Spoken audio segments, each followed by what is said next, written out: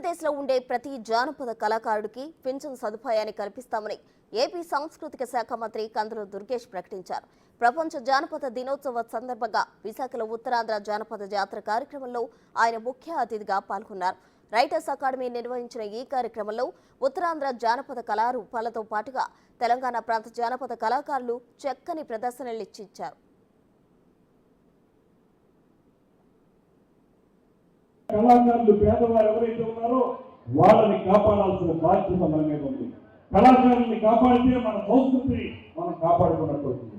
అందుకే పెన్షన్ల విషయంలో మీకు ఒక విషయం చెప్తాను. దాడి గణపతిరావు గారు చాలా స్పష్టంగా ఆయనకి బాగా ఇందులో అభినవేశం ఉంది కాబట్టి చెప్పగలిగారు. ఏదైతే కళాకారులకు ఇచ్చే పెన్షన్ని మొన్నటి వరకు ఉన్నటువంటి ప్రభుత్వం ఏం చేసిందంటే జనరల్ పెన్షన్స్ కల్పిస్తుంది. అంటే వాళ్ళకి ఇచ్చేటువంటి పెన్షన్లు సెపరేట్ గా కళాకారులకు ఇవ్వాలన్నటువంటి మాట కాకుండా మామూలుగా వృద్ధులకి వితంతువులకి ఇచ్చేటువంటి పెన్షన్లో కలిపేసి కళాకారులకి అసౌకర్యానికి గురి చేసేటువంటి సందర్భం ఉంది. ఇవాళ స్పష్టంగా చెప్తున్నాను, ముఖ్యమంత్రి గారితో ఉప ముఖ్యమంత్రి గారితో ఇద్దరితో మాట్లాడి కళాకారులకి పెన్షన్లు ప్రత్యేకంగా ఇప్పించే కార్యక్రమాన్ని తప్పనిసరిగా చేపడతామనేటువంటి మాట.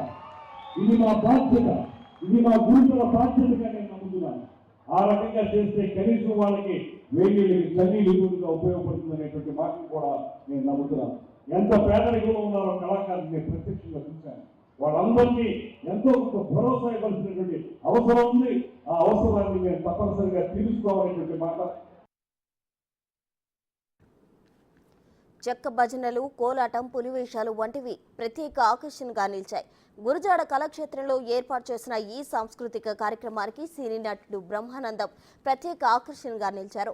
హోమ్ మినిస్టర్ అనిత మరో అతిథిగా హాజరయ్యారు. సుమారు 1500 కళాకారులు వారి కళారూపాలు ప్రదర్శించారు.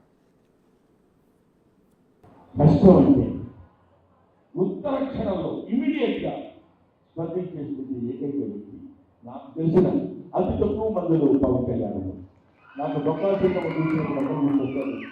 ఇది ఇక్కడ అప్రస్తుతమా ప్రస్తుతమా అనే పరిస్థితి కాదు.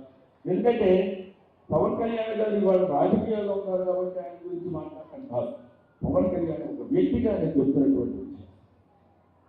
అలాగా కళాకారులు ముఖ్యంగా బాధపడుతున్నారంటే ఆయన నాతో అన్న మాట ఏంటంటే మనం ఏదైనా సాయం చేయాలంటే ఒక ఇమీడియట్గా తీసేయాలని, లేకపోతే ఈ చెయ్యి నుంచి ఆ చెయ్యికి వెళ్ళడానికి ఎన్ని మార్పులు వస్తాయో అనేటువంటి ఆలోచన కలిగినటువంటి వ్యక్తుల్లో డొక్కా సీతమ్మ గారు ఒకడైతే ఇందాక నుంచి పేద కళాకారు వాళ్ళ విద్యలు, వాళ్ళ నైపుణ్యాలు ఇంతటి పెద్ద పెద్ద వాళ్ళందరూ మా చిన్నప్పుడు మేము స్కూల్లో చదువుకునేటప్పుడు పెద్దవాళ్ళు ఎవరైనా వచ్చి కూర్చొని బియ్యం కలిసి కూర్చున్నారంటే అంతకంటే గొప్ప విపరీతమైనటువంటి ఆశ ఉండదు.